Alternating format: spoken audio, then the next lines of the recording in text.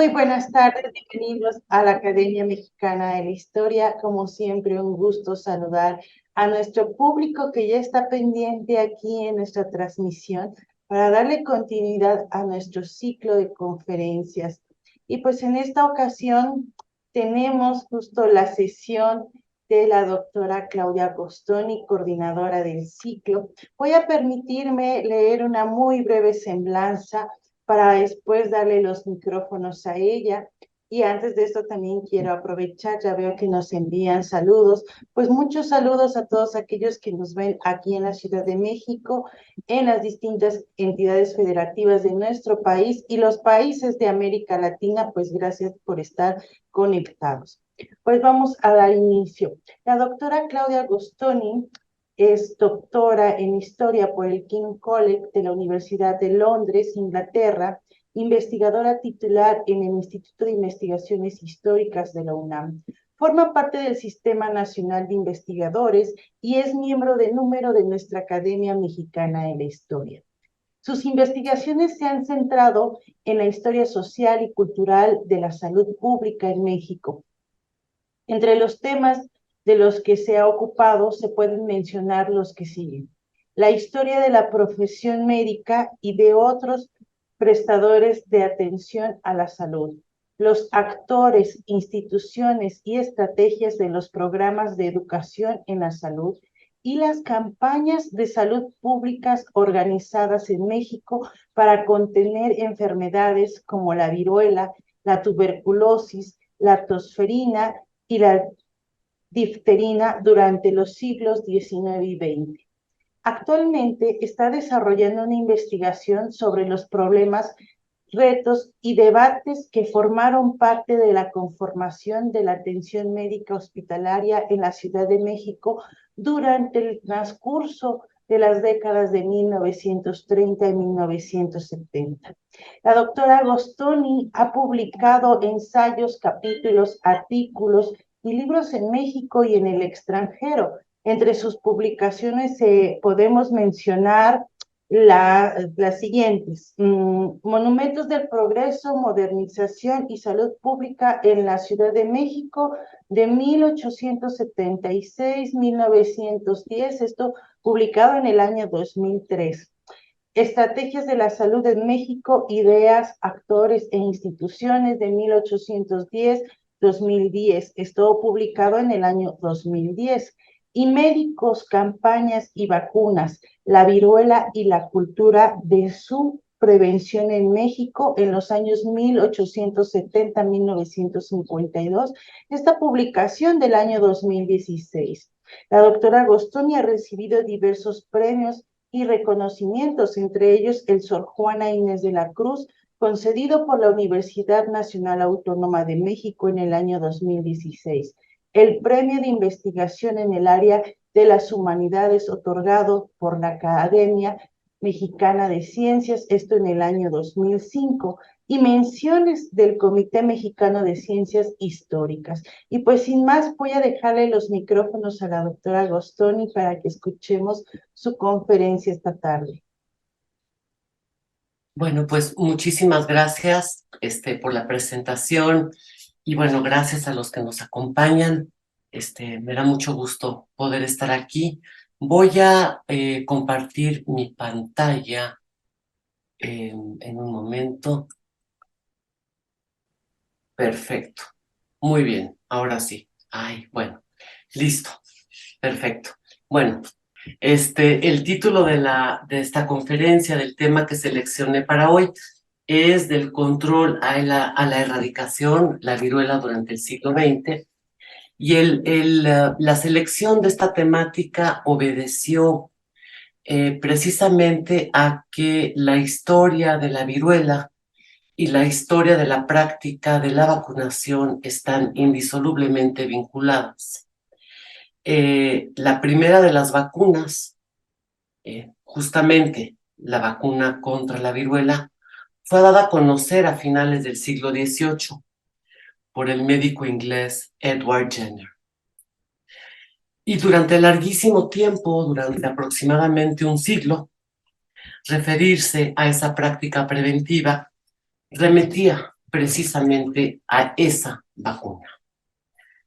Durante el transcurso del siglo XIX, la aplicación de este recurso preventivo se generalizó a nivel global y durante el transcurso del siglo pasado, la contención o el anhelo de controlar los contagios de esa enfermedad se caracterizó por la intensificación de la vacunación en momentos de emergencia sanitaria, por la organización de programas para evitar brotes epidémicos y posteriormente por la organización de programas rutinarios y selectivos de vacunación. Además, fue en 1957 cuando la Organización Mundial de la Salud y numerosos gobiernos a nivel internacional abrazaron la meta de la erradicación de esa enfermedad. Esto llevó a la puesta en práctica de un programa de erradicación, un programa que se intensificó en 1967, en plena Guerra Fría. Y fue en mayo de 1980 cuando se alcanzó la meta de 0 casos. Es decir, ese año se certificó la erradicación de esta enfermedad largamente temida y mortal a nivel global. Me parece importante subrayar que la erradicación de la viruela significó un hito, un parteaguas en la historia de la salud pública internacional. La viruela es la única enfermedad que no existe más, y esto fue posible debido a 2 siglos de ensayo, error y cambio de rumbo en los programas de vacunación a nivel local, nacional e internacional. Campañas y programas en los que participó un plural y heterogéneo personal, médico y no médico. Pero también la erradicación de esa enfermedad fue posible por la naturaleza de esa enfermedad en particular. La viruela, una enfermedad causada por el virus variola, no infectaba a los individuos más de una vez. Si solamente una vez te podías enfermar de viruela. Y el virus no se podía transmitir de animales a personas. Además, se trataba de una enfermedad históricamente conocida y fácilmente reconocible. Me parece importante destacar que esa enfermedad se estima que causó o que causaba la muerte de por lo menos el 30% de las personas que la contraían y que aquellos que la sobrevivían con frecuencia quedaban ciegos, estériles y con profundas marcas en la piel. Y bueno, bien sabemos que esa enfermedad causó el fallecimiento de miles de personas durante la conquista española. También provocó, por ejemplo, que durante el transcurso del siglo XVIII y tan solo durante el continente europeo fallecieran aproximadamente 400,000 personas por año. Y bueno, durante el siglo pasado, durante el siglo XX, y de acuerdo con la Organización Mundial de la Salud, la viruela ocasionó la muerte de más de 300 millones de personas a nivel global. Entonces, bueno, era una enfermedad verdaderamente temida, mortal en muchos casos, y bueno, aquellos que la sobrevivían quedaban profundamente marcados y en muchos casos también perdían la vista. Fue en mayo de 2020 cuando tuvo lugar el 40 aniversario de la erradicación de la viruela. Sin embargo, este logro de la salud pública internacional pasó completamente desapercibido a nivel global. En ese momento nos enfrentábamos a los primeros meses de la pandemia de la COVID-19 y lo que prevalecía era la incertidumbre, el miedo y el desasosiego. Pero fue también a partir de 2020 cuando la esperanza depositada en el pronto desarrollo y en la aplicación masiva y sistemática de una o de varias vacunas contra la COVID-19 fue incesante, esperándose que con la inmunización la pandemia podría quedar atrás. Y es que la esperanza depositada en las vacunas, y sobre todo debido al exitoso caso de la erradicación de la viruela, ha sido presentado en numerosos relatos y estudios históricos como un proceso homogéneo, sin mayores variaciones, cambios o dificultades.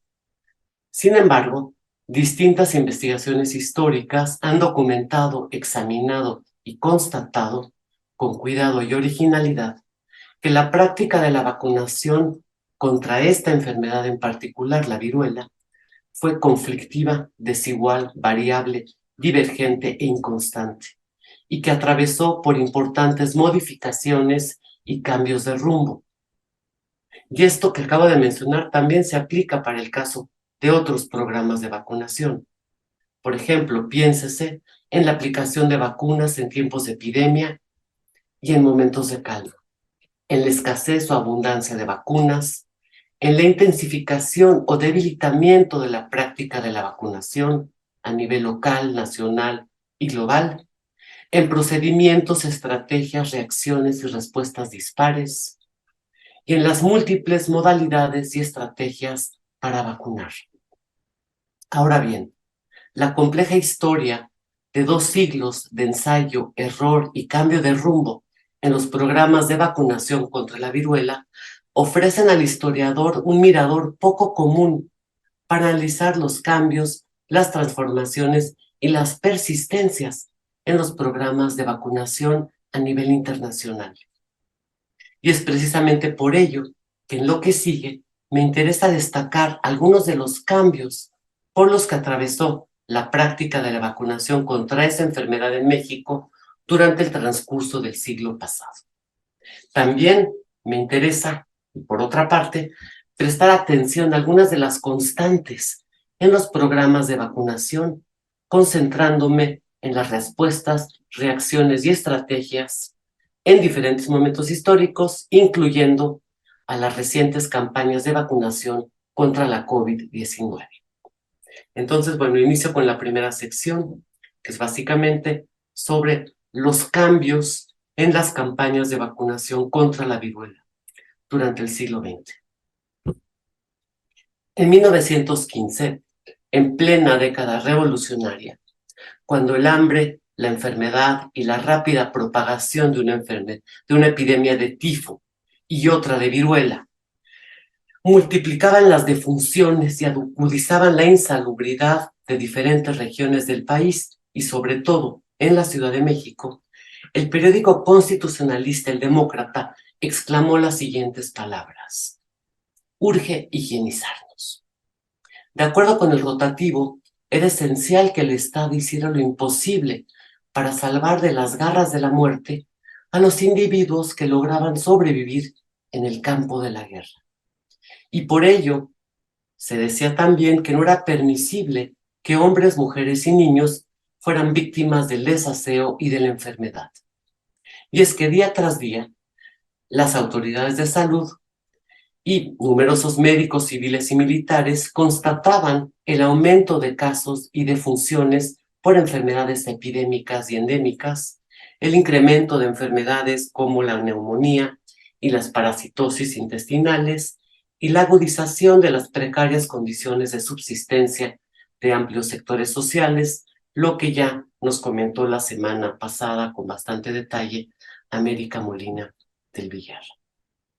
Ahora, uno de estos médicos fue el general José María Rodríguez, quien entre 1914 y 1917 ocupó la dirección del Consejo Superior de Salubridad y quien organizó decididas campañas para contener el avance del tifo en la Ciudad de México, en el puerto de Veracruz, en 1915 y 16. Además, Rodríguez, secundado por otros médicos y diputados, promovió durante los debates del Congreso Constituyente impulsar una vasta reforma del ámbito de la salubridad para fortalecer la competencia del Estado en esa materia. De acuerdo con Rodríguez, el cuidado de la salud individual y colectiva requería ser responsabilidad de una sola autoridad y operar con unidad de mando y de dirección, igual que en el campo de la guerra. Y lo anterior era de vital importancia. Es decir, era fundamental impulsar el saneamiento de ciudades, de puertos y de fronteras, contener la propagación de enfermedades que podrían devenir en epidemias, como en el caso de la viruela, y reglamentar de manera organizada y uniforme el ámbito de la salubridad a nivel federal. Fue a partir del 17 cuando en la Constitución Política de los Estados Unidos Mexicanos se determinó que era fundamental garantizar la salubridad de la nación y se determinó que toda disposición sanitaria sería obligatoria, correspondiendo al Departamento de Salubridad Pública dictar las medidas a seguir en los programas de salud en la nación en su conjunto. Entre las responsabilidades que recayeron en el Departamento de Salubridad Pública fue particularmente importante la emisión de legislación sanitaria, la vigilancia de alimentos y bebidas, la organización de programas para evitar la propagación de enfermedades epidémicas y además garantizar la fabricación, distribución y aplicación de vacunas y de sueros preventivos, entre otros elementos. Al respecto, también otro elemento muy importante fue contener los contagios de la viruela a través de la práctica de la vacunación. Y este fue uno de los ejes sobre los que descansó la reorganización y ampliación de las actividades de la salud pública institucional.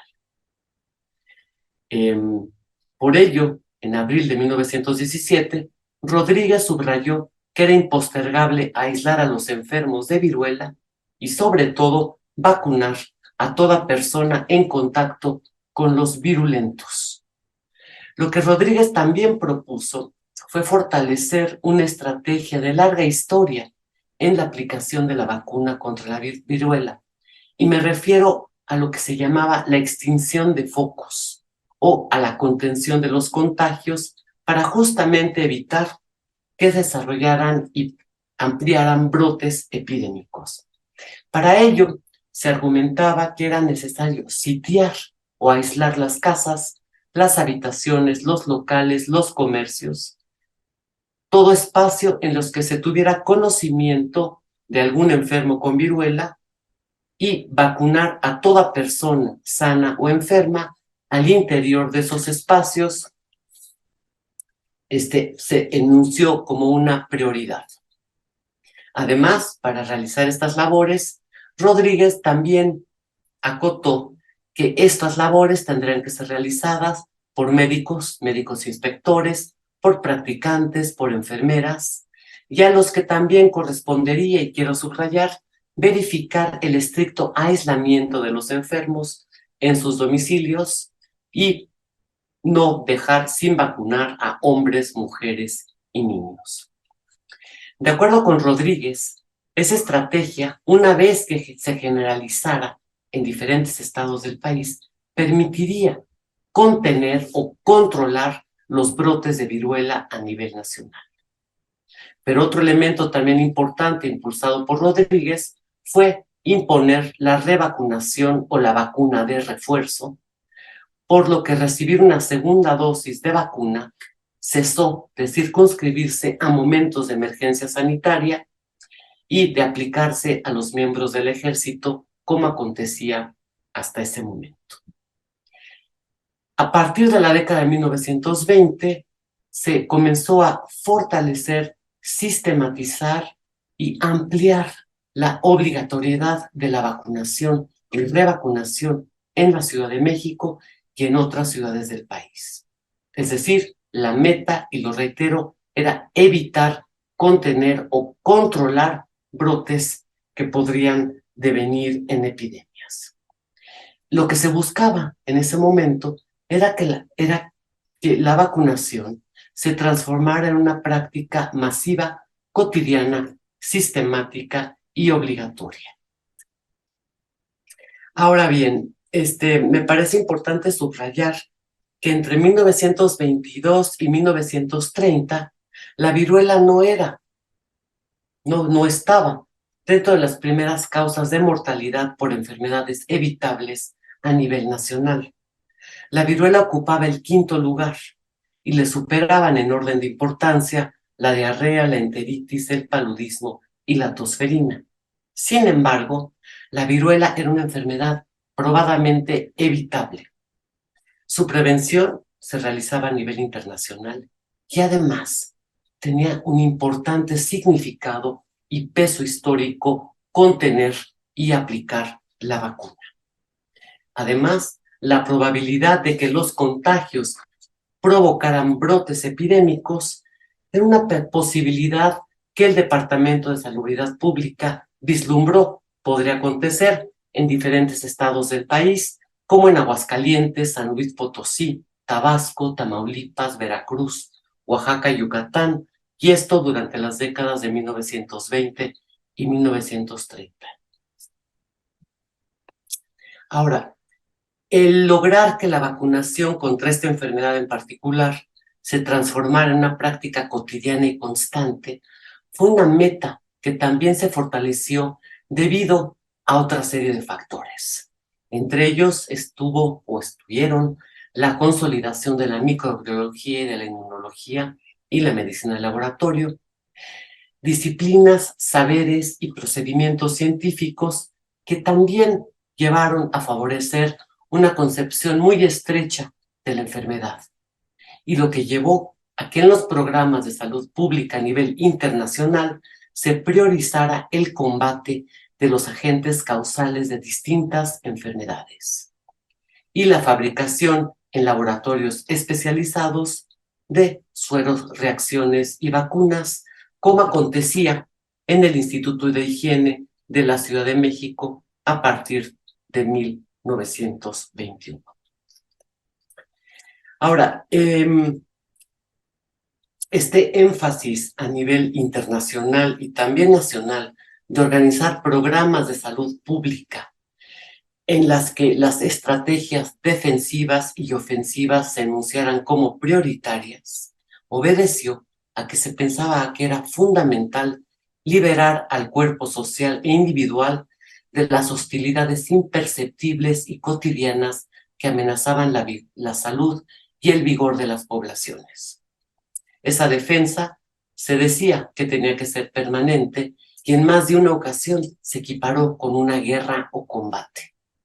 En México, las autoridades de salud, diferentes profesionales de la medicina y los encargados de los servicios de vacunación frecuentemente emplearon frases como guerra o combate a la enfermedad para caracterizar y definir sus labores.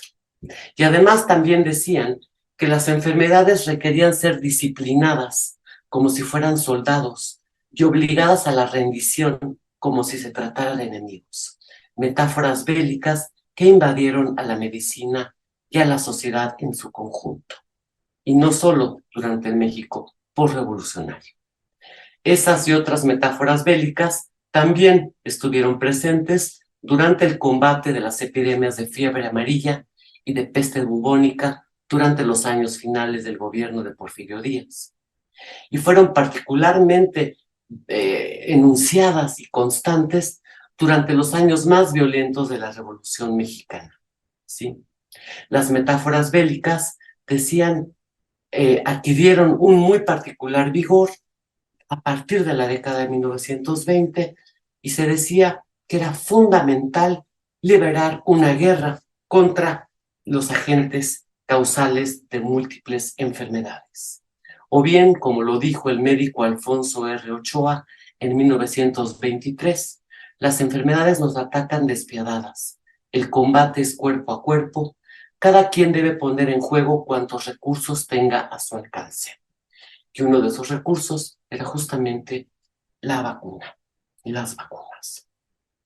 En la Ciudad de México, durante los primeros años de la década de 1920, esta práctica preventiva o esta vacuna se aplicaba gratuitamente a toda persona que acudiera a diferentes oficinas de vacuna instaladas en diferentes rumbos de la Ciudad de México. Por ejemplo, hombres, mujeres y niños podían acudir a las oficinas de vacuna Dr. Muñoz, Dr. Balmis, Dr. Huichi o a la Dr. Miguel Muñoz. También a los establecimientos de vacuna en diferentes rumbos de la capital y en los puestos de vacuna en diferentes establecimientos públicos, como por ejemplo en los baños Juárez. La vacuna también se ofrecía afuera del Sagrario Metropolitano, en las iglesias de Tepito y de Zacantarina, y en los templos de Regina, San José, San Miguel y el de la Santa Veracruz. También se aplicaba la vacuna en los centros de higiene infantil y, sobre todo, centros de higiene infantil que se construyeron en las zonas más pobres y más densamente pobladas de la Ciudad de México a partir de 1922. Pero bueno, la aplicación de la vacuna con la meta de frenar posibles brotes epidémicos de esta enfermedad también fue una labor que realizaron los médicos inspectores adscritos al Servicio de Higiene Escolar dependiente de la Secretaría de Educación Pública. A los médicos inspectores se les exigía visitar y recorrer las escuelas públicas, llevar un registro de salud de los educandos y vacunar a todo niño que no presentara un certificado de vacunación o la marca de la vacuna en sus cuerpos. Pero la vacuna también era aplicada por brigadas ambulantes de vacunación. Estas estaban integradas por estudiantes de medicina, enfermeras, agentes de vacuna, y recorrían las calles a pie, en automóviles o en camiones. Recorrían los barrios, también las colonias y las vecindades, con el propósito de identificar cualquier caso, indicio, sospecha o rumor de viruela y para aplicar la vacuna. De igual forma, los propietarios, administradores o encargados de fábricas, talleres, comercios e instituciones gubernamentales con frecuencia también solicitaban la llegada de brigadas ambulantes de vacunación cuando tenían noticia, sospecha o casos confirmados de personas con esta enfermedad. También las brigadas ambulantes se presentaban sorpresivamente en mercados, en las inmediaciones de las iglesias, al igual que durante festivales y festividades populares, con el propósito de vacunar a toda persona que no comprobara estar inmunizada. Además de esto, la intensificación de la vacuna tenía lugar cuando se tenía conocimiento claro de un brote de esta enfermedad. Y bueno, y en este caso lo que acontecía es que las brigadas ambulantes de vacunación llegaban a toda localidad en la Ciudad de México en las que se tuviera anuncio constatado de algún caso de esta enfermedad. Me parece importante subrayar que el personal vacunador dejó por escrito las múltiples dificultades a las que se enfrentaban para realizar sus labores. Por ejemplo, en diferentes escritos expusieron que los directores de las escuelas les impedían el ingreso a los centros educativos. También señalaban que no les era autorizado entrar a los domicilios para aislar o vacunar a las personas que necesitaran recibir esta vacuna, ¿sí? Y por otra parte, también hay noticias y oficios y relatos de la necesidad o de la solicitud del envío de policías para mantener la calma y la tranquilidad entre los concurrentes afuera de los puestos de vacunación. Pero durante esta época, lo que he tratado de trazar, de subrayar, es que la meta fundamental era el control o la extinción de focos epidémicos de esta enfermedad. Y por ello, en septiembre de 1923, durante la celebración de la primera semana de salubridad, se determinó que el 23 de septiembre de ese año sería el día de la vacuna, especificándose que ese día se darían a conocer las virtudes de la vacuna y que se darían a conocer también los problemas y las consecuencias que sobrevendrían en la niñez no vacunada. Una y otra vez durante ese día se repitió que la viruela era una enfermedad repugnante y que las autoridades no podían permitir que los niños enfermaran de esta enfermedad evitable. Y una y otra vez también subrayaron, y cito, la vacunación es sencilla, no es dolorosa, no hace sufrir al niño ningún riesgo y es de resultados seguros contra la viruela. Ahora, Lo reitero, un elemento fundamental durante esta temporalidad fue la extinción de focos de contagio o la contención o control de brotes epidémicos. Pero fue también durante la década de 1930 cuando hubo un cambio, una modificación, más bien una ampliación en las campañas y en los programas de vacunación. Y el cambio más importante fue que a partir de la década del 30 se buscó también llevar la vacuna de manera sistemática, cotidiana y tenaz al ámbito rural, de manera sistemática. ¿Sí?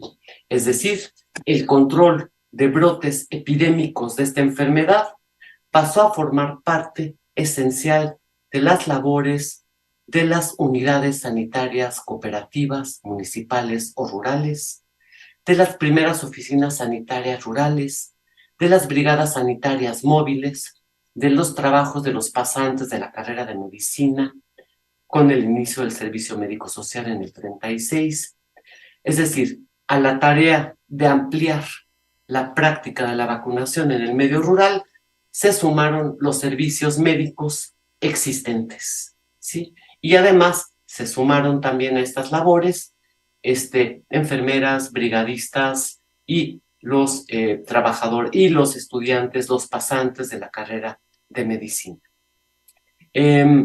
Esto me parece importante subrayarlo porque fue por vez primera que se trató de implementar una campaña o una serie de campañas o programas sistemáticos cotidianos de vacunación. Pero en ello, o para ello, esto significó que por vez primera numerosas localidades rurales fueron visitadas por los servicios federales o estatales o municipales de salud pública institucional. Pero para vacunar también fue fundamental la cooperación entre este personal de salud y las autoridades municipales y estatales, con los maestros rurales y con, digamos, todo el personal de salud presente en diferentes cabeceras municipales, si es que éstas estaban presentes.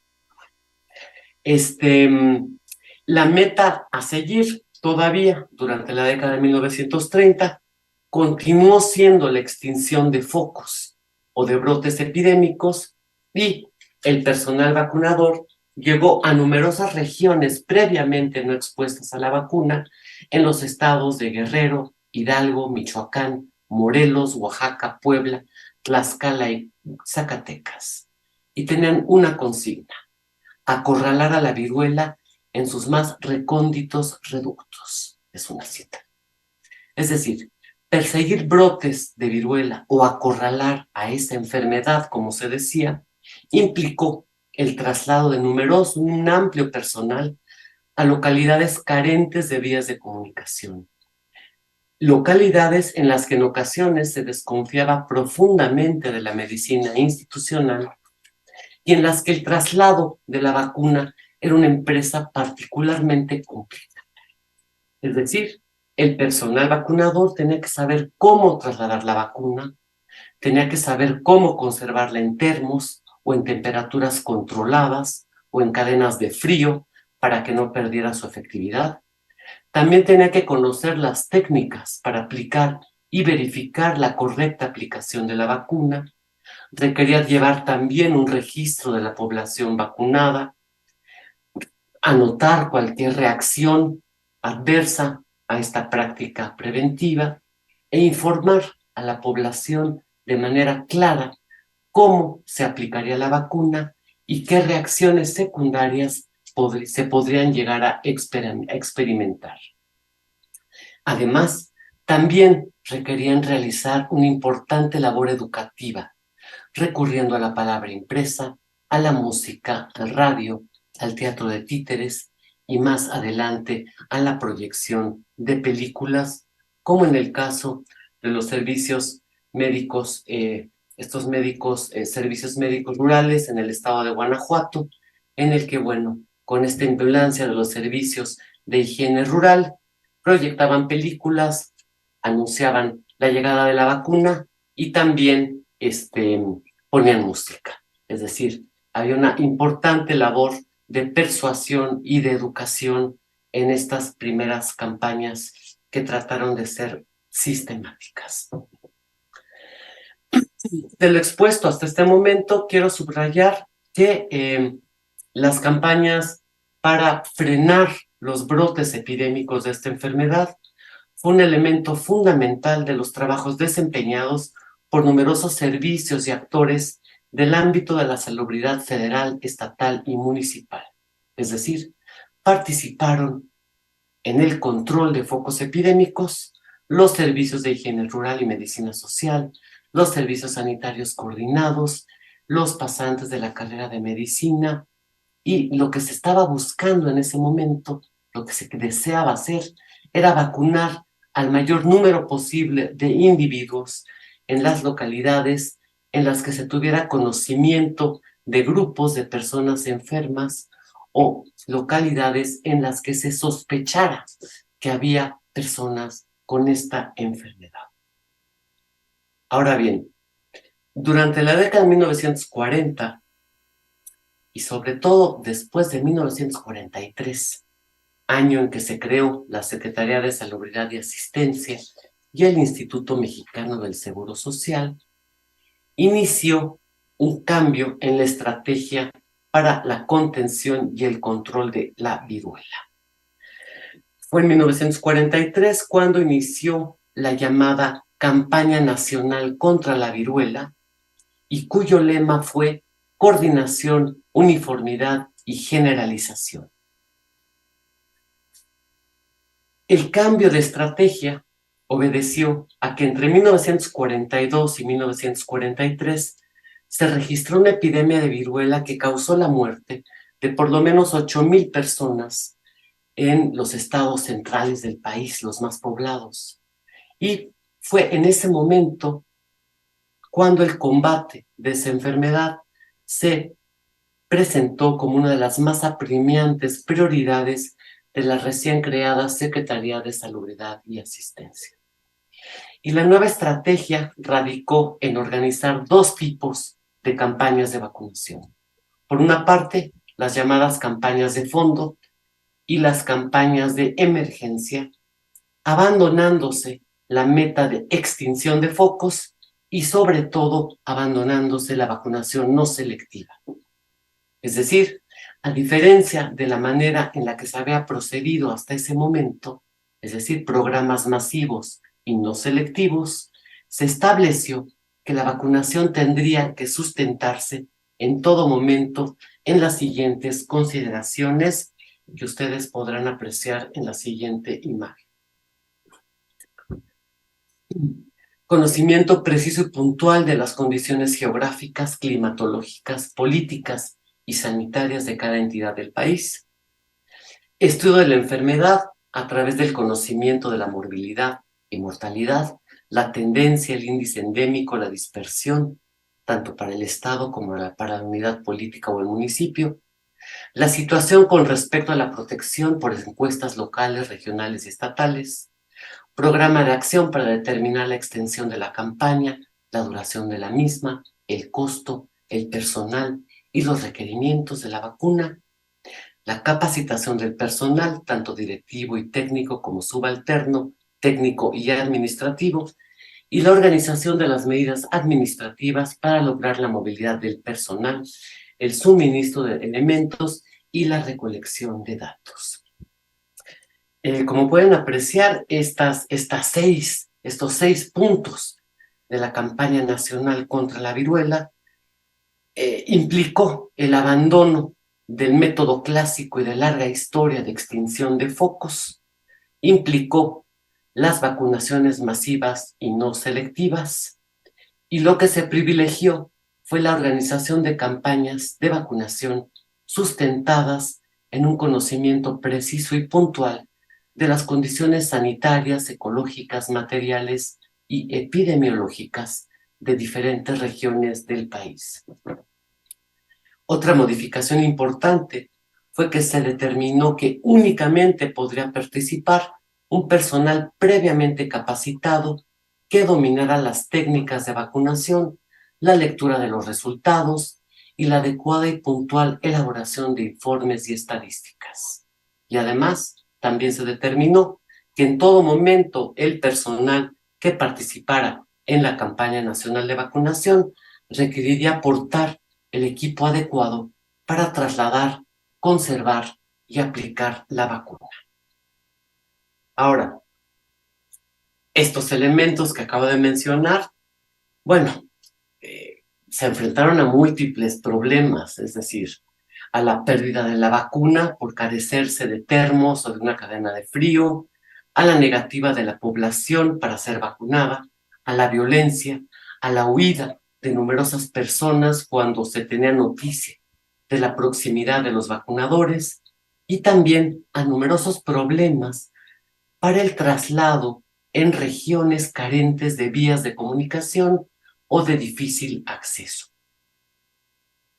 Otro problema no menos importante fue la diversidad lingüística y cultural del país, por lo que el personal vacunador en numerosas ocasiones llegó a localidades en las que no se hablaba español y por lo que necesitaban contratar a intermediarios y traductores, entre otros elementos.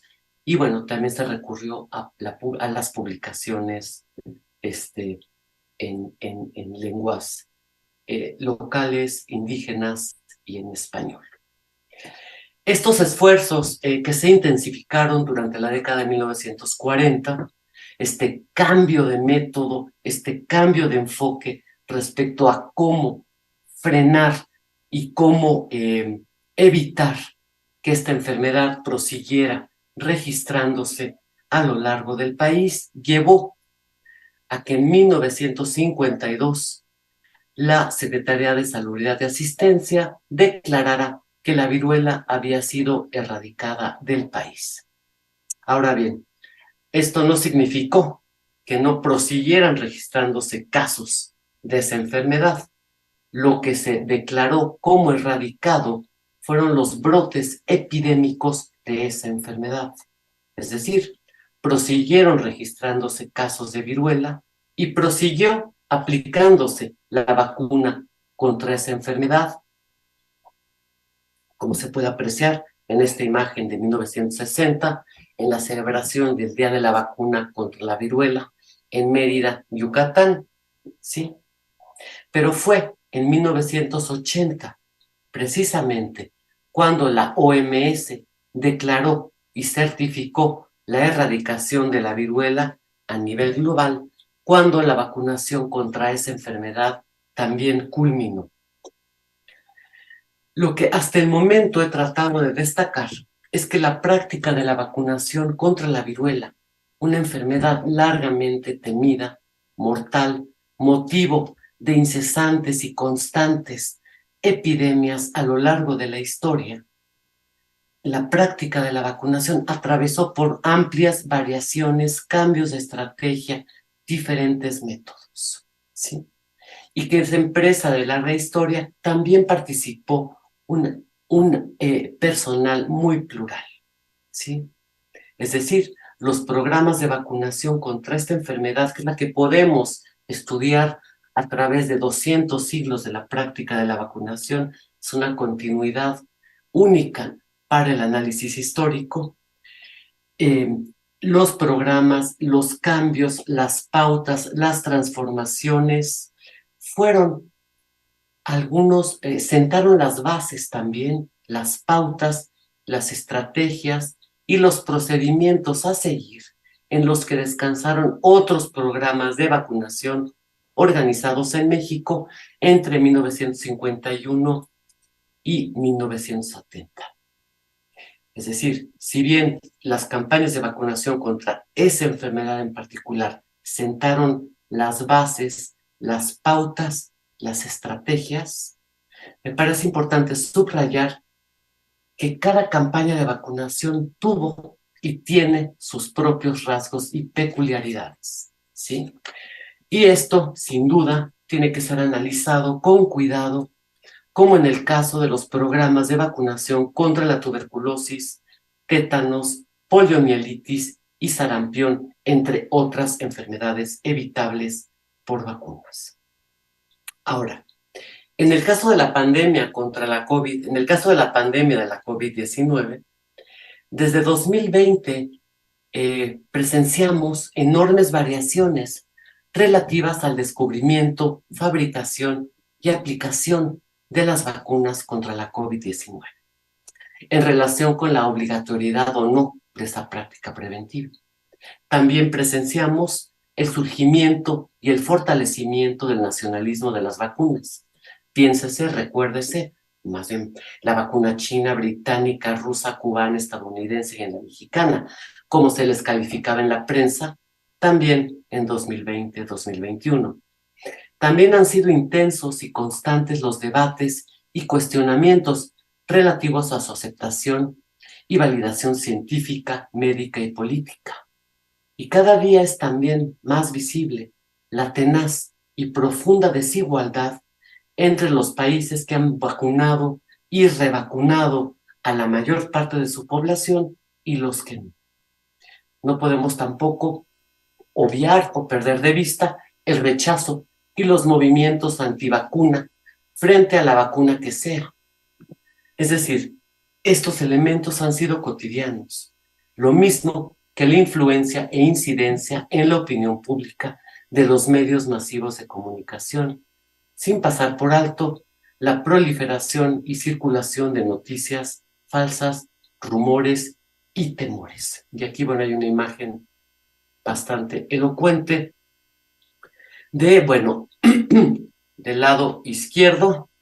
Esa es una caricatura, una protesta, una caricatura crítica hacia la vacuna contra la viruela de finales del siglo XIX, y de la derecha, bueno, están los manifestantes contra las vacunas de la COVID-19. Es decir, hay una serie de elementos que podemos encontrar como paralelismos en diferentes momentos históricos. Y es esto lo que voy a mencionar para concluir. En México fue el 23 de diciembre de 2020, después de meses de preparación, expectativa, maniobras diplomáticas y financieras, de declaraciones triunfalistas y de la promesa de una vacuna mexicana, cuando el gobierno de la República y los medios de comunicación anunciaron que México era el primer país de Latinoamérica que recibiría un cargamento de la vacuna contra la COVID-19. En ese momento se declaró que con ello iniciaría la puesta en marcha del plan de vacunación más grande en la historia del país. Se reiteró que la vacuna sería gratuita y universal, y sobre todo se reafirmó una y otra vez que con la vacuna iniciaba el principio del final de la pandemia. Un día después, el 24 de diciembre de 2020, se aplicó la primera dosis de la vacuna Pfizer en el brazo de una enfermera. Y lo anterior, por supuesto, que se acompañó de la preparación y organización de un publicitado acto público transmitido en tiempo real en todos los medios de comunicación, en el que se mostró el instante en el que la enfermera recibía la vacuna, el recurso salvador, la esperanza. Ese acto público acaparó la atención de miles y miles de personas en el país, buscó transmitir seguridad, confianza y esperanza, pero también generó escepticismo y desconfianza entre amplios sectores sociales. Sin embargo, lo que me interesa subrayar es que la demostración pública de la vacuna ha sido una de las escenas más frecuentemente repetidas en la historia de la vacunación. Por ejemplo, el 25 de abril de 1804 en la Ciudad de México, el hijo menor del virrey Iturrigaray, Vicente, de tan solo 21 meses de edad, recibió en su pequeño brazo la primera dosis de la vacuna contra la viruela frente a la mirada expectante de los habitantes de la capital. Esa manera de hacer público, visible y tangible los beneficios, bondades y virtudes de la práctica de la vacunación, de reafirmar la seguridad del procedimiento, la responsabilidad de las autoridades y la importancia de la responsabilidad individual, también se apoderó de la opinión pública y de los medios de comunicación en 1927. En marzo de ese año, los hijos del entonces presidente Plutarco Elías Calles y también los hijos del médico Bernardo Gastelum, en ese momento jefe del Departamento de Salubridad Pública, y los hijos de otros funcionarios públicos destacados recibieron la vacuna de la difteria en las oficinas del Departamento de Salubridad Pública frente a las cámaras de los reporteros de la prensa de la época. ¿Sí? Es decir, la visibilidad y la esperanza históricamente depositada en las vacunas, lo que incluye a las vacunas contra la COVID-19, ha sido central desde que la práctica de la inmunización comenzó a finales del siglo XVIII. Y en grabados, pinturas, fotografías, en el cine, la televisión, en periódicos y revistas, ha sido constante en la reproducción del momento en que se aplica una vacuna. Y aquí hay otra imagen. Bueno, tenemos a Elvis Presley recibiendo la vacuna contra la polio en 1956 frente a las cámaras de la televisión. Y bueno, también tenemos al presidente de la República haciendo lo mismo, recibiendo la de AstraZeneca. Estos recursos visuales han estado presentes cuando se organizan campañas rutinarias de vacunación, cuando se vacuna en momentos de emergencia sanitaria y también cuando se anuncia el descubrimiento de alguna vacuna, su posterior fabricación y su aplicación.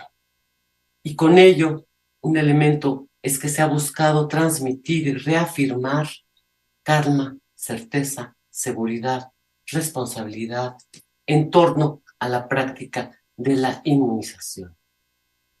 Y sin duda alguna, las vacunas salvan millones de años, millones de vidas cada año. Reducen el riesgo de contraer distintas enfermedades, y en la actualidad existen y se aplican vacunas para prevenir más de 20 enfermedades que pueden ser mortales. Es decir, son fundamentales para evitar enfermedades como la difteria, la tosferina, el sarampión, la influenza, pero las vacunas no son y no pueden ser el único eje o la prioridad de las políticas y de los programas de salud pública, y tampoco son los únicos recursos que finalizan una epidemia o una pandemia. Distintos historiadores han analizado de manera muy puntual y han constatado que las enfermedades y por ende las epidemias son simultáneamente fenómenos biológicos y sociales. Es decir, las epidemias son procesos sociales que no se pueden reducir o comprender como fenómenos meramente naturales, ya que son resultado de las articulaciones entre patógenos, seres humanos y medio ambiente en el tiempo y en el espacio. Y es precisamente debido a que no son únicamente fenómenos estrictamente biológicos que el final de una epidemia o pandemia no solo se determina por la existencia de una vacuna, por la vacunación en masa, por una terapéutica eficaz, por una reducción en las tasas de contagio o por la reducción del número de casos y fallecimientos. El final de una pandemia también está estrechamente relacionado con las maneras en las que las sociedades perciben la experiencia epidémica, en cómo comprenden o imaginan que la vida social interrumpida por la epidemia se restablecerá, y también por los intereses políticos y económicos que forman parte de lo anterior. Es decir, no es solo con las vacunas que se sella el final de una emergencia sanitaria.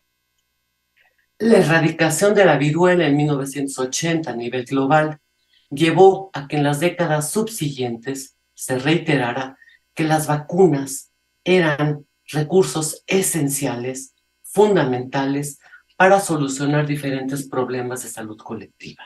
Y sin duda son muy importantes, pero no son el único recurso.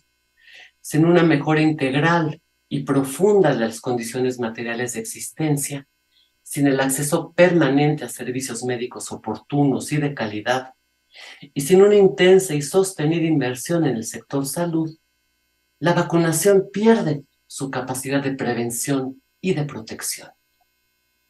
La erradicación de la viruela fue sin duda un logro excepcional en la historia de la salud pública internacional. Y su excepcionalidad radica precisamente en que no se ha repetido en el caso de ningún otro padecimiento evitable por vacunas. ¿Sí?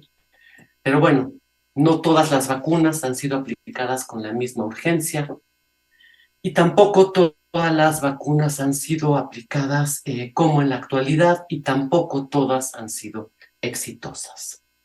En suma, en esta conferencia me interesó prestar atención a algunos de los cambios y persistencias que formaron parte de las diversas campañas de vacunación para contener una enfermedad en particular, en México, la viruela. Me interesó subrayar cómo la vacunación contra esa enfermedad fue un elemento fundamental de la actividad sanitaria gubernamental y que la práctica de la vacunación, la aplicación de esa vacuna contra esa enfermedad, atravesó por cambios, variaciones, modificaciones y que también sentó las bases para la organización de muchas otras campañas de vacunación, incluyendo la inmunización contra la COVID-19. Y con esta imagen termino. A la izquierda, miles de habitantes en la ciudad de Nueva York que esperan recibir la vacuna contra la viruela en una campaña de emergencia en abril del 47. Y a la derecha tenemos una vista aérea de la vacunación masiva contra la COVID-19 en Denver, 1921.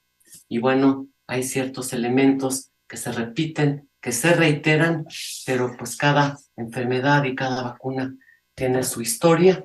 Y el caso particular de la vacuna contra la viruela y de la viruela nos ofrece, por esos 200 años de ensayo y error, un mirador único para los historiadores que estamos interesados en el análisis de estos temas. Muchas gracias.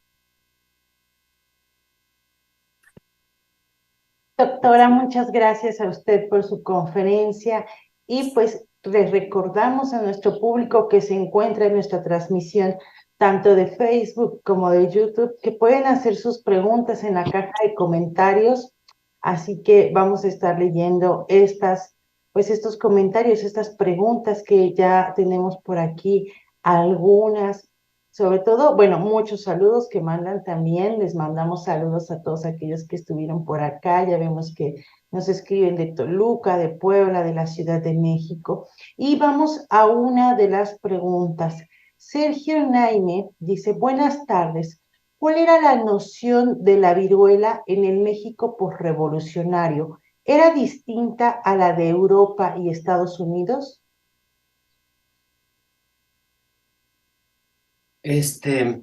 Gracias, Sergio, por la pregunta.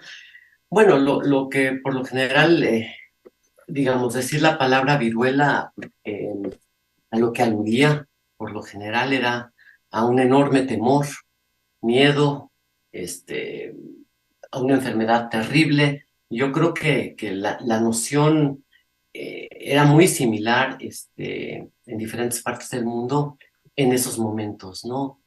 Década de 1920, sí, sin duda yo creo que era similar. Digamos, la enfermedad era la misma, ¿no? La forma de afectar pues era también similar, es decir, la noción, la enfermedad remitía inmediatamente a una enfermedad terrible, físicamente terrible y clínicamente tremenda, ¿no? Entonces, el temor, el miedo, la posibilidad de no recuperarse, pues eran todos compartidos desde mucho tiempo atrás.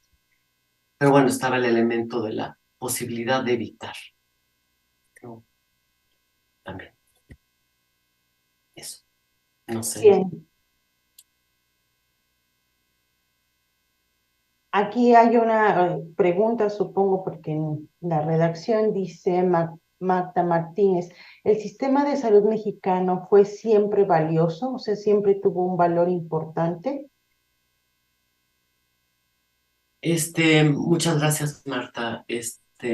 Yo creo que siempre ha sido importante la búsqueda y el anhelo de conservar y la salud de los habitantes del país, ¿no? Es decir, siempre ha estado esa búsqueda, ese anhelo, esa lucha, ese compromiso, ¿no? De salvaguardar la salud de la colectividad, ¿no? En diferentes momentos históricos. Eh, no siempre han sido, no siempre han tenido el mismo vigor o la misma fuerza, ¿no? Las autoridades de salud no siempre han tenido el personal, los recursos, pero el interés, yo creo que siempre ha estado presente. En algunos momentos con mayor fuerza que en otros, ¿no? Pero sí. Bueno, y en momentos de emergencia sanitaria particularmente. Bien, pues seguimos aquí esperando más preguntas. Mientras, no sé si la doctora Molina quiera tomar los micrófonos de intervenir. Y hice y formulé una pregunta en el chat. Pues buenas tardes y felicidades a la doctora Agostoni por la espléndida conferencia que nos ofreció, ¿no? Esta mirada, esta perspectiva de larga duración y su reflexión sobre, pues, sobre la COVID-19, ¿no? Ella una gran conocedora de estos temas. Yo tendría dos preguntas. En muchas de las imágenes que aparecen de estas campañas iniciales a los medios rurales, observo mucho personal masculino, hombres, ¿no? ¿En qué momento se destaca la participación de mujeres, en este caso de las enfermeras, del personal de enfermería, que es tan frecuente y tan común en nuestros días, ¿no? En todas estas campañas que observamos hace unos años, digo, hace con la COVID-19, el papel de las enfermeras. Ella en su trabajo, y recuerdo muy bien su estudio, ¿no? Tiene el caso de una enfermera, Lucía, ¿no? Que tiene ahí, es víctima de un tema en el mero del conflicto, ¿no? Y otra pregunta también me interesaría, eh, ¿qué tanto se sabe de la participación del personal médico militar? Esto que ella habla sobre esta figura de José María Rodríguez, que era un médico militar. ¿Qué tanto es la participación? ¿Se sabe algo? ¿Se conoce algo sobre ya en este periodo postrevolucionario, digamos, del personal médico militar en estas campañas de vacunación masivas? Y bueno, pues sería estas básicamente mis dos preguntas y pues muchas felicidades. Muchas gracias, América. Bueno, pues haces muy, muy buenas preguntas. Mira, creo que yo ahí cometí un error. Es decir, pude haber puesto una imagen con mujeres vacunando, pero no lo hice. Sí, una omisión de mi parte. Ahora, ¿cuándo es bastante? Yo tengo documentado, digamos, encontrado en archivos que en algunos casos ya en la década de 1930 había brigadas de vacunación integradas mayoritariamente por mujeres o solamente por mujeres, algunas de ellas enfermeras, debido a que las autoridades de salud consideraban que si llegaban mujeres a vacunar sería más fácil la aceptación de la vacuna.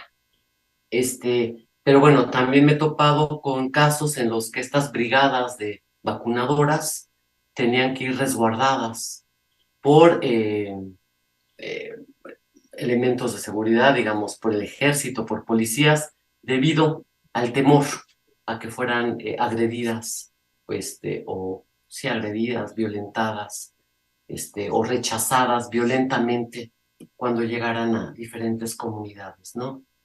Desde la década de 1930 ya se pueden ver brigadas de mujeres vacunadoras y específicamente diseñadas de esa manera, ¿no? Por esta idea de que ellas tendrían mayor facilidad para aplicar la vacuna, ¿no? Personal médico militar en las campañas de vacunación no me he topado con Me he topado con militares resguardando a los vacunadores, pero no con personal médico militar, pero tal vez es porque no lo he buscado. Lamento no poder ahondar en ese tema. Muchísimas gracias. Bien, pues aquí seguimos haciendo y esperando las preguntas. Tenemos una. Doctora Gostoni, por favor, abunde sobre la transportación y conservación de las vacunas. Usted algo mencionó de los termos y las cadenas de frío, pero sin duda estas debieron ser muy diferentes de como son ahora. Le agradeceré sus palabras al respecto. Sí, claro que sí. Gracias por esa pregunta y ese tema es muy, muy importante. Y bueno, lo vivimos todos ahora, ¿no? Con las vacunas contra la COVID-19, ¿no? El tema de la refrigeración, ¿no? De la cadena de frío, ¿no? Creo que todos nos volvimos conocedores de ese término, ¿no? Como de muchos términos de la epidemiología, ¿no? Que ahora ya forman parte de nuestro léxico cotidianamente, ¿no? Es interesante ese tema, pero bueno, no me desvío. Transportación de vacunas y conservación. Bueno, ese era justamente uno de los grandes problemas, hasta por lo menos la década de 1950, en las campañas de vacunación a nivel global, ¿no? No solamente en México. ¿Por qué? Porque efectivamente se instaban cadenas de frío y bueno, pues hielo era muy difícil de conseguir, ¿no? En 1920, 1930, algunas localidades, algunos centros de salud contaban con pequeños refrigeradores, algunas ambulancias y servicios médicos rurales también. Entonces, bueno, lo que yo he leído es que lo guardaban en termos, guardaban los frascos con las dosis de vacuna en termos, y los termos a su vez los ponían en cajas con acerrín y con hielos para tratar de conservar el frío. Pero claro, esto después de un recorrido de un par de horas en el estado en cual les gusta, en Guerrero, en pleno verano, pues yo creo que ya la vacuna ya llegaba inactiva, ¿sí? Entonces, el tema del transporte y la conservación fue muy, muy importante y fue aproximadamente en la década, no recuerdo ahorita bien cuál fue la fecha, no me acuerdo si fue en el 50 o en los 60, cuando se comenzó a fabricar la vacuna desecada, una vacuna que se podía transportar en polvo, ¿no? Y en el momento de aplicar ya se le ponía el líquido correspondiente, ¿no? Suero fisiológico, agua, ¿sí? Y ya se procedía a aplicar la vacuna, pero se preparaba en ese momento. La vacuna desecada fue uno de los elementos técnicos que posibilitó la erradicación de la viruela a nivel global, ¿no? Porque no se perdían vacunas, no se aplicaban vacunas que ya no eran eficaces, ¿sí? Bueno, ese fue uno de los elementos técnicos que posibilitó también la erradicación y el transporte de vacunas a localidades con climas muy, muy, muy calurosos, muy extremos. No sé si con esto respondí en parte de la pregunta. Yo creo que sí, doctora. Y aquí hay más. Salvador Gómez pregunta, doctora, sobre las vacunas y sus campañas de difusión. ¿A dónde podemos recurrir para encontrar fuentes sonoras? Me encantaría oír aquellos anuncios e invitaciones a vacunarse. En su defecto, ¿dónde se guardan fuentes impresas sobre ese tema? Ok, sí, ese es un tema fascinante. Mira, yo sé que en la Filmoteca de la UNAM hay una colección muy, muy grande, pues, de películas, ¿no? En temas de salud. Justamente fue un trabajo impulsado por el Laboratorio Audiovisual del CIESAS, si mal no recuerdo. Y ahí, bueno, hay una gran colección de filmografía en temas de salud y yo creo que ahí puedes encontrar elementos muy, muy importantes, ¿no? Temas, películas. En el archivo de la Secretaría de Salud, archivo histórico, hay numerosa folletería también. En la prensa también puedes encontrar anuncios. Ahora en cuanto a las cuestiones del radio, la cuestión sonora, ahí sí no te podría responder porque no sé dónde está resguardada esa información, pero en la Filmoteca de la UNAM, sin duda alguna, y en el CIESAS también. Bueno, y en el Archivo de Salud.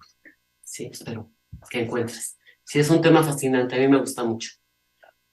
Y además es un tema inexplorado, ¿no? Desde la historia que valdría la pena realmente abordar para el caso de numerosos programas de salud. Bien, pues continuamos con nuestras últimas preguntas. David Ontiveros, primero comenta, excelente conferencia y la concientización en esta forma de protección específica fue central y la participación de la gente central para mejorar coberturas y control de la enfermedad. La vacunación es una fortaleza en México. Y pregunta David, ¿la vacuna contra la viruela era producida en México y éramos aún autosuficientes en la producción? Excelente pregunta y tema muy, muy importante. Sí, en México se fabricaba no solamente la vacuna contra la viruela, se fabricaban vacunas contra muchas otras enfermedades. México era autosuficiente en la producción de vacunas y no solo era autosuficiente, exportaba vacunas a diferentes países de América Latina. Ese es un tema que digo, la importancia de esta autosuficiencia y de esta investigación y de los recursos para la fabricación de estos recursos preventivos, la voluntad política, la importancia de esto, fue un tema de enorme orgullo en México durante buena parte del siglo pasado. ¿Sí? Y bueno, ahora vimos lo que acontece cuando toda esta infraestructura de muchísimo tiempo se pierde, ¿no? Es decir, en México ahora estamos importando vacunas y no solamente la vacuna contra la COVID-19. Sí. Bien, pues de esta forma llegamos a la parte final, ya con las preguntas del público. No sé si la doctora Molina quiere hacer una última intervención. Ay, sí, sí, tengo, es que la verdad es fascinante el tema. A mí me había quedado pendiente este tema del temor a vacunarse y también en qué momento existe esto sobre la sífilis, ¿no? Que podía ser provocada por la vacunación, si hay un momento del control de los contagios en cuanto ya pues me imagino a la conservación de la vacuna, y si esto era un momento, este era un elemento importante de temor a vacunarse. Claro, por supuesto, sí. Lo que pasa es que, bueno, un tema del que no me ocupé fue el de diferentes tipos de vacunas, ¿no? Porque no fue la misma vacuna a lo largo de 200 años, fueron cambiando las vacunas, ¿no? El miedo a la vacuna es un tema eterno, ¿no? Es decir, vacuna y miedo también son indisolubles, ¿no? Es decir, van juntos. Bueno, vacuna, miedo y esperanza, ¿no? Es decir, es como una combinación ahí. Pero en el caso de la vacuna de brazo a brazo era la que más se registraba o se documentaba que al aplicar esa vacuna se transmitía la sífilis, lo que se llamaba la sífilis vacunal, ¿no? Ya con la fabricación de la vacuna en el Instituto de Higiene, ya elaborada con estricto control bacteriológico, en un ambiente controlado, bueno, ahí la cuestión de transmitir la sífilis vacunal disminuía, ¿no? Mucho. Pero bueno, el miedo a la vacuna y a la posibilidad de contraer la enfermedad contra la que te están previniendo, bueno, ese es un elemento constante también en la historia de esta práctica preventiva. Muy bien, pues doctora Gostoni, no sé si quiere agregar algo más para antes de despedirnos. Bueno, pues básicamente quiero agradecer a la Academia Mexicana de la Historia el espacio, la oportunidad, a América Molina, a ustedes y al público que nos acompañó esta tarde. Básicamente eso. Gracias. Muy bien, pues gracias a usted, doctora, por esta conferencia, por la coordinación de este ciclo, a la doctora Molina por estar aquí también en estos enlaces. Y pues antes de irnos, vamos a recordarle a nuestro público la sesión de la próxima semana, el jueves 22. Tendremos a la doctora Ana María Carrillo Farga, quien nos va a dar la sesión de la conferencia titulada Las primeras epidemias de poliomielitis en México, temor, participación ciudadana y esperanza. Pues así es que los esperamos la próxima semana para dar continuidad a este ciclo aquí en la Academia Mexicana de la Historia. Que tengan muy buena tarde. Hasta pronto. Gracias.